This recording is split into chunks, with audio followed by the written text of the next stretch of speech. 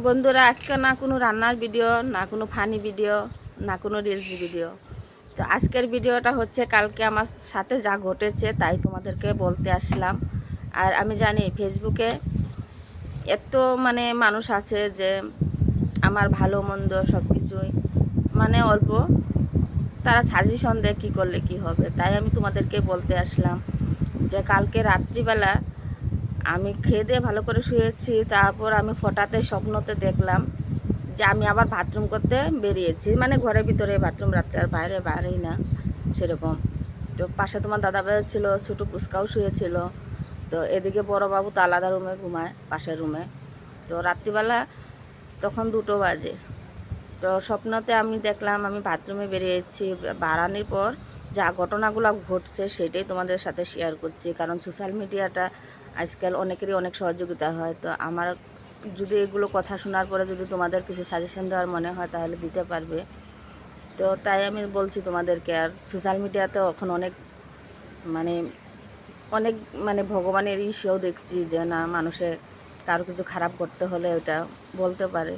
তাই আমি আজকে ভাবলাম যে তোমাদের সাথে শেয়ার করি। আর আমার তো শোনার মতন সেরকম কিছু নেই তোমাদেরকে ছাড়া, কাকে বলবো, এখন অবধি কাউকে বলতে পারি নাই, তাই তোমাদেরকে বলার জন্য চলে আসছি। তো শুনো কথাটা, পুরো কথাটা শোনার পরে তোমরা একটা অ্যান্সার দিবে আমাকে। কালকে রাত্রেবেলা যখন শুয়েছিলাম তখন আমার স্বপ্নতে ফোটাতে আসছে যে না, আমি বাথরুমে বেরিয়েছি, তারপর একটা বিড়াল কান্না করলো। তো আমাদের ঘরে হচ্ছে দরজা, এমনি রিয়েলেও হচ্ছে দরজা একটা, 2টো, 3টে দরজা বেলকনি দিয়ে। তো আমি যখন বাথরুমে আসছি তখন বাথরুম করে যখন আমি আমার একটু আবার পান খাওয়ার নেশা, তো রাত্রিবেলা ঘুম না আসলে আমি পান খাই। তো আমি স্বপ্নতে তাই দেখছি যে আমি বাথরুমে এসেছি, তারপরে একটু পান খাচ্ছিলাম। তখন এত করে বিড়ালে যে কান্নাটা করেছে, একদম এত খারাপভাবে কান্না করেছে, 3বার কান্নার পর আমি দরজাটা খুলেছিলাম। তখন দেখলাম এটা বিড়াল না, অন্য কিছু, স্বপ্নতে এরকম আসছে। তখন আমি ভীষণ ভয় খেয়ে গেছি। ভয় খেয়ে গিয়ে আমি স্বপ্নের মধ্যেই তোমার দাদাভাইকে ডাকছিলাম যে উঠো উঠো। তো হঠাৎ ওই উঠলো, উঠার পর রাগের মাথায় আমার 2টো আঙুলের মধ্যে কামড় দিয়েছে, খুব জোরে কামড় দিয়েছে, যে তো রাত্রিবেলা কেন চেঁচামেচি করছো বলে, যে আমার তো ঘুম পেয়েছে, নটঙ্কি থেকে শুয়ে পড়ো, এরকম বললো। বলার পর তখন তার চিৎকারে আর এদিকে আমি এত ভয় খাচ্ছিলাম যে বিড়ালের কান্নাটা শুনে ভীষণ ভয় লেগে গেছে। তারপরে অনেক সময় দেখলাম হাতটা অনেকটাই দাগ হয়ে গেছে 2টা আঙ্গুলের মধ্যে। তারপরে আমি কি করলাম, চলে আসলাম। আবার এত জল পিসা পেয়েছে, গলা পুরো শুকিয়ে যাচ্ছে। যখন জল খেতে আসলাম তখন দেখলাম বিড়াল, তার সঙ্গে আবার দেখো অনেক কিছু জীবজন্তু ছিল, যেরকম কুকুর ছিল, বিড়াল ছিল, বিভিন্ন ধরনের জিনিস, সব খারাপ জিনিস আমাকে আক্রমণ করতে যেরকম চলে আসছে, এরকম অবস্থা।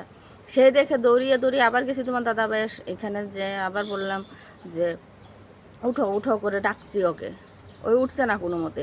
তারপরে কি হলো, ফট করে আমি চিৎকার দিলাম, চিৎকার দেওয়ার পরে দাঁত, সামনের দাঁত দিয়ে জিব্বাটা কামড় দিয়ে ধরছি, স্বপ্নর মধ্যে আর কি সব কিছু।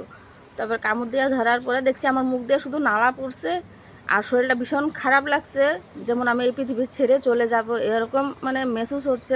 সারা শরীর ঘেমে পুরো টপ টপ হয়ে জল পড়ছে, এতটাই ঘেমেছে, আতঙ্কিত, একটা ভয় মনের মধ্যে একটা। তারপরে এত আমি ঘুমের স্বপ্নে তোমার দাদাভাইকে ডাকছি ডাকছি, আমার কোনো সাড়া দিচ্ছে না, কোনো কথা শুনছে না। তারপরে পাশে দেখলাম আমার চুটকা, একবার দেখলাম তাকিয়ে নাই। তারপরে আবার দেখলাম সেম যেই গেঞ্জি পরে শুয়েছিল সেই গেঞ্জি পরাই দেখলাম। তারপরে আবার দেখলাম আছে। তারপরে এত চিৎকার মিটকার পড়া পড়া উঠে নাই। তারপরে চুটকা উঠে গেছে। চুটকা ওঠার পরে আমি কি করেছি, চুটকাকে ওর বাবার হাতে হাতটা দিয়েছি, দিয়ে বলছি ওর দেখভাল করার দায়িত্ব তোমার, আজকে থেকে আমি থাকবো না। ইশারাতে বলছি, আমি বলতে পারছি না, চোখ দিয়েও জল পড়ছে, মুখ দিয়ে নাড়া পড়ছে, এদিকে শরীর পুরো ঘেমে আছে। তারপরে এরকম করছি কোনোভাবেই কথা বলতে পারছি না। তারপর হঠাৎ আমার মনে পড়লো বড় ছেলের কথা। তারপর দৌড়ে দৌড়ে ওর রুমে গেলাম, গিয়ে দরজা ঠিকসে মারার পরে ছেলে উঠলো। ছেলে উঠার পরে দরজাটা খুলছে, খোলার পরে আমাকে এই অবস্থায় দেখে ওই ভয় খেয়ে গেছে। ওই ভাবছে এটা কি, মা নাকি। তারপরে আমার দিমাকে আসলো, আমার কথা তো ওরা বুঝতে পারতেছে না, এদিকে মুখ দিয়ে আওয়াজ ভাড়াচ্ছে না, শুধু নালা পড়ছে, আর এই দাঁতটা আমার এই জিব্বাতে কামড় দেওয়াই আছে। তারপর আমি কি করছি, চুটকাকে কুলে নিছি, চুটকাকে মানে ছোটো ছেলেকে কুলে নিয়ে আবার বড় ছেলের কাছে গেছি। সেখানে যাওয়ার পরে বড় ছেলেকে ডাকছি, তারপরে ওই বুঝতে পারছে যে মা। তারপরে ওই আমি ওকে মানে টেনে টেনে হাত ধরে নিয়ে আসলাম আমাদের রুমে এনে, তারপরে চুটকার হাতটা, ওর বাবার হাতটা আর বড় বাবুর হাতটা একসঙ্গে দিলাম, দিয়ে বললাম, আমি সারাতেই বলছি মানে ওকে ভালো করে লেখাপড়া করিয়ে অনেক বড় করতে হবে, মানে এভাবে ইশারা করছি, কিন্তু আমার মুখ দিয়ে কোনো আওয়াজ বাড়াচ্ছিল না, মানে স্বপ্নে অবস্থায় আর কি। তারপর বাড়াচ্ছে না, অনেক সময় হতে হতে হতে হতে একদম শরীরটা ক্লান্তি হয়ে একদম পুরো ঘেমে গিয়েছি। হঠাৎ সজাগ পেয়ে দেখলাম আমি রাত 2টো বাজে, মোবাইলটা হাতে নিলাম, আমার শরীরটা এমনিতে কাঁপছিল, সজাগ হওয়ার পরেও এত কাঁপছিল আর এত গলা শুকিয়েছে বিশ্বাস করবা না। আর যখন আমি সজাগ হয়েছি, তখন আমি দেখছি আমার হাত দুটো এভাবেই আমি ধরে রাখছি, যে এরকম তোমার দাদাভাই কামড়িয়েছিল সেইভাবে হাত দুটো ধরে রাখছি। আর এদিকে আঙুলটা দেখছিলাম, আর তখন জিহ্বার মধ্যে যে দাঁতটা, সেই দাঁতটা কিন্তু কামড় দেওয়াই ছিল অবস্থায়। এতটাই মানে ক্লান্তি, এতটাই মানে কষ্ট হচ্ছিল, মানে বলে বোঝাতে পারবো না তোমাদেরকে। তারপর তোমার দাদাভাইকে সজাগ হয়ে ডাকলাম যে কী গো উঠো, শুনছো। এমনি দিন হয়তো সারা দেয় ওই, কিন্তু কখনো কখনো সারাদিন কাজ করার পরে ক্লান্তি হয়ে যায়, মানে অতটা গুরুত্ব দেয় না, যেরকম গুরুত্ব দেয় নাই। আমার এতটাই জল পিসা লাগছে, তারপরে 3-4বার ডাকার পরে সারা দিচ্ছে। সারা দেওয়ার পরে আমার এত ভয় লাগছে যে আমি ঘরে এসে যে রান্নাঘরে এসে যে 1 গ্লাস জল খাবো দরজা খুলে, সেই সামর্থ্য ছিল না, এতটাই মানে আমি ভয়ে ছিলাম। তারপর কি হয়েছে, তারপর ওই হ্যাঁ হ্যাঁ বলে কইলো। তারপরে আমি কইলাম অল্প উঠো, আমার এত জল পিসা লাগছে। আবার ঘুমিয়ে পড়েছে, তারপর আবার ডাকলাম, ডাকার পরে উঠছে। কি হয়েছে বলে, আমি বললাম যে আমার খুব জল পিসা লাগছে, তুমি উঠো। তারপর উঠে আমি ডাইরেক্ট বিছনায় বসে গেছি, ওই করে উঠছে। উঠার পরে আমিও ওর পিছন পিছন আসলাম। আসার সঙ্গে সঙ্গে মানে রিয়েল ঘটনাতে যখন দরজাটা খুলছে, তখন আমি জল খেতে আসবো, হ্যাঁ জল খেয়েছি, খেয়ে যখন আসবো মানে আবার শুতে আসবো, তখন দেখলাম একটা চাম বাদুর, সেই বাদুর ঘরের মধ্যে ঘোরাফেরা করছে। তারপরে আমি বললাম যে চাম বাদুর আসছে। ওই ঘুমের তালে আর অত গুরুত্ব দেয় না এগুলো পোকামাকড়, আর আমি তো ভীষণ ভয় খাই। তো আমি বললাম এটা আছে, আমি কীভাবে বাথরুমে যাবো, বাথরুম লাগছিল। তো ওই বললো যে কিছু করবে না, ওর মাথার চারপাশে ঘুরছে, সারা ঘর ঘুরছে চামবাদুর। আমি বলছি যে না, বাদুর কামড়ে, তার জন্য আমার ভয় লাগে। তারপরে আমাকে ধমকি দিয়ে উঠলো, বাদুর কি করবে, কিছু করবে না, যাও। তারপরে এত মনের মধ্যে খারাপ লাগলো, আর আমি যে এই রাত্রিবেলা যে এত মানে ক্লান্তি হয়ে সারা শরীর ঘেমে আমি মানুষটা উঠে বসে ওকে ডাকছি, কোনো মানে গুরুত্ব নেই যে কেন ডাকছে এত রাত্রে, কি হয়েছে, কোনো কিছুই মানে রেসপন্স নেই। তাই আমি ওকে আর কিছু বলিনি। হয়তো যখন আমার বিয়ের আগে যখন আমার এই সমস্যাগুলো, কখনো যদি কিছু খারাপ স্বপ্ন দেখতাম, এত খারাপ স্বপ্নে কিন্তু এই যে এতটা বড় হয়েছে আজ তুই, এরকম কোনো খারাপ স্বপ্ন আমি দেখি নাই। কিন্তু এই যে গতকাল রাত্রে যা স্বপ্ন দেখেছি, আর তোমার 100%-এর থেকে 80% স্বপ্ন আমার সত্যি হয়ে যায়। তার জন্য আমার এতটাই ভয় লাগছে যে কিছু আছে নাকি বাড়িতে, না কি কিসের জন্য আমার সাথে এমন হলো, কেন আমি এই স্বপ্ন দেখলাম, নানান কিছু মানে প্রশ্ন মানে ঘুরছে মাথার মধ্যে। আমি অনেকটাই চিন্তিত হয়ে মানে কথাগুলো তোমাদেরকে বলবো কি বলবো না সেই ভেবে আবার ক্যামেরার সামনে চলে আসলাম, যে অনেকে অনেক কিছু সাজেশন দেয়, আর অনেক কিছু ফেসবুকে দেখিও যে ভগবান মানুষে পুজো করে, ভগবান এই সেই বলতে পারে। ওই নানান কিছু বিশ্বাস নিয়ে তোমাদের সাথে আমি আজকে কথাটা শেয়ার করলাম। তো আমি এতদিন কাউকে বলি না যে আমার ভিডিওতে কমেন্ট করো, লাইক করো, কোনোদিনও বলি না। তো আজকে বলবো, তোমরা একটু শেয়ার করো যদি কারো কিছু জানা থাকে, যাতে আমাকে একটু মানে হেল্প করে। মানে আমার মনটার মধ্যে এতটা ভয় এখন বর্তমানে আমার চলছে, কি করে বোঝাবো তোমাদেরকে, আমি বোঝাতে পারছি না। আর হচ্ছে দেখো, পাশে থাকা মানুষটাও যদি এরকম যদি সাথ না দেয়, ভীষণ খারাপ লাগে। অনেক সময় ওই স্বপ্ন দেখে অনেক সময় ওকে ডেকে উঠাই, আমি জিজ্ঞাসা করি কি হয়েছে, কিন্তু একটা বারের জন্য আমার জিজ্ঞাসা করে নাই যে কি হয়েছে, এত রাত্রেবেলা জল খুঁজছে। আমি বলছি আমার গলাটা পুরো শুকিয়ে যাচ্ছে, আমাকে 1 গ্লাস জল দাও। তো ওই হচ্ছে কথা। তারপরে ওই ওর মতো ঘুমিয়ে পড়েছে, আমার তো আর ঘুম নেই, কারণ মনের মধ্যে শুধু ভয় লাগছে, আর আমার ঘুমই হয়নি সারা রাত্র। এই করে করে আমার একদম চোখ জ্বালা ধরেছে। তারপরে যখন 4টা বাজে সকাল, তখন আমি ঘুমিয়ে পড়েছি গো বন্ধুরা। তখন 8টা বাজে, তখন আমাকে ডেকে সকালবেলা উঠাচ্ছে। তো দেখো আমার শুধু কামেই প্রয়োজন মনে হয়, অনেক সময় মনে হয় যে আমি সংসারটা কী নিয়ে করছি। এই যে 16টা বছর থেকে সংসার করছি, ছোটো মোটো সব কিছুতে ওর পাশে থাকি, ওর এত কিছু চিন্তা ভাবনা করি, কিন্তু আমার জন্য চিন্তা ভাবনা করা তো কেউ নেই, কেউ নেই।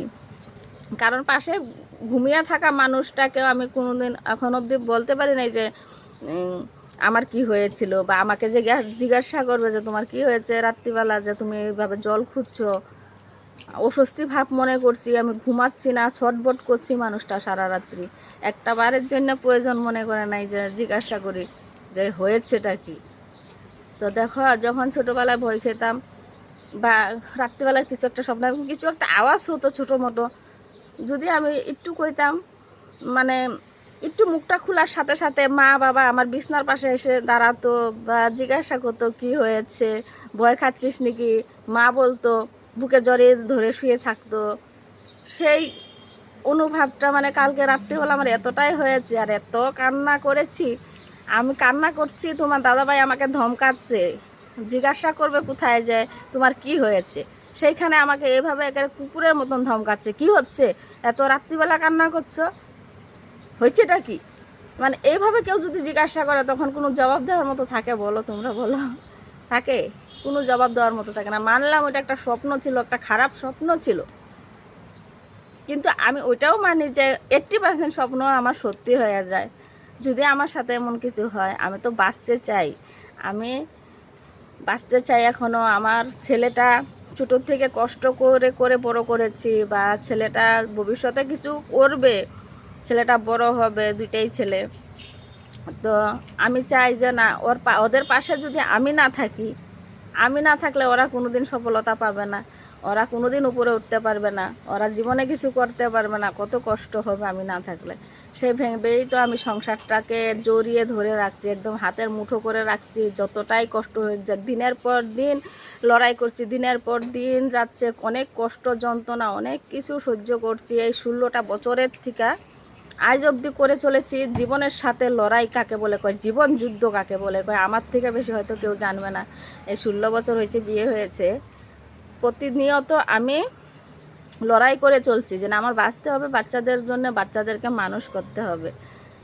তো সেটাই বলি যে এত কিছু করার পরে একটা মানুষের পাশে সবসময় অনবরত থাকার পরে, দেখবে ছোটো মোটো যে আমাকে না দেখে ভাত কাপড় দেয় না সেই না, যে আমাকে দেখে না সেই না, কিন্তু আমাকে ওই রেসপন্স করে না, ওই আমাকে অতটুকু মানে ভাবে না যে এই মানুষটাও তো একটা শরীর, হয়তো অনেক সময় খারাপ হয়েছে বা কিছু হয়েছে, কিন্তু না, কাজটাই সবচেয়ে বড়। টাইমলি রান্না বাড়ি, খাওয়া দাওয়া, টিফিন দেওয়া, সকালে উঠে 8টা বেজে গেছে উঠবা না, কিন্তু রাত্রে সারা রাত্রি যে ঘুমাই নাই মানুষটা, কি হয়েছিল সেই কোনো মানে গুরুত্ব নেই।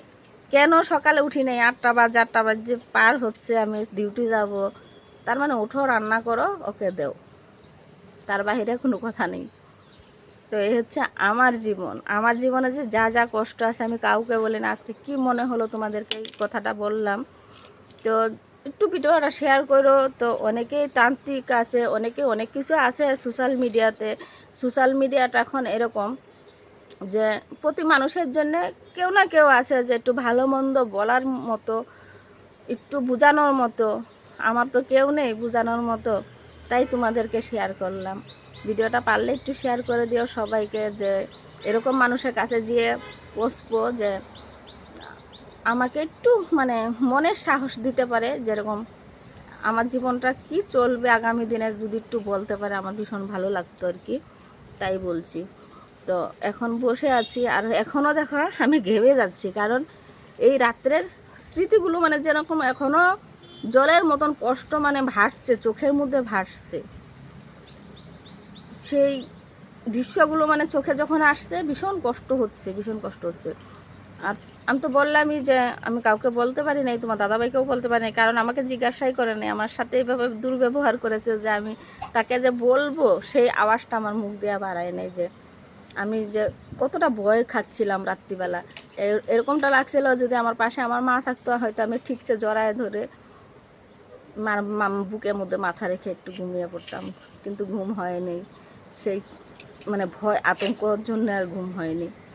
এরকমটাও হয় অনেক সময় যে স্বপ্ন জিনিসটা মানে রিয়েলে ঘটতে চলে, তখন এরকমটা হয়, অনেক সময় হয়। অনেক কিছুতে আমি মিলিয়ে দেখেছি, তাই তোমাদেরকে বলার প্রয়োজন মনে হলো, বললাম। এখন তোমাদের যদি কিছু জানা থাকে সলিউশন, তো আমাকে অবশ্যই কমেন্টে জানিও। বিদায় নিব এখন, টাটা।